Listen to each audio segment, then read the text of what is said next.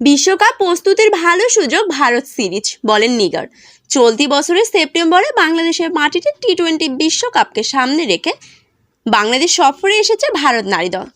দুদল 5 ম্যাচের টি-20 সিরিজ খেলবে।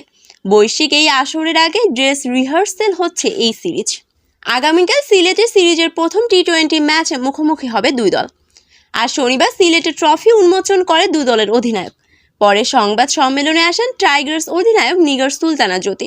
ভারতের বিপক্ষে এই সিরিজকে সুযোগ হিসেবে দেখছেন বাংলাদেশ অধিনায়ক জ্যোতি। জ্যোতি বললেন, আমি যেটা চিন্তা করছি সেটা সুযোগ হিসেবে দেখছি, কারণ ভারত ভালো দল এবং তারা কিন্তু ফুল প্যাকেজ নিয়ে এবার এসেছে। বিশ্বকাপে হয়তো তারা এই টিমটাই খেলবে। ওদের জন্য ভালো প্রস্তুতির সুযোগ, আমাদের জন্য। তিনি আরও বলেন, ভারতের মতো দলের বিপক্ষে 5টা টি-20 খেলা এবং দলটা যে কঠিন সময় পার করে এসেছে, সেটা থেকে ক্যামব্যাক করতে হলে আমাদের ভালো ক্রিকেট খেলতে হবে। আমাদের জন্য এটা বড় সুযোগ।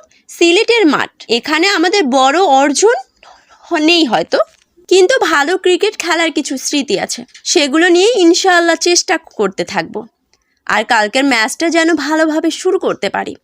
এর আগে ভারতের বিপক্ষে সর্বশেষ সিরিজটা বাংলাদেশের জন্য কিছুটা সুকরেই বটে।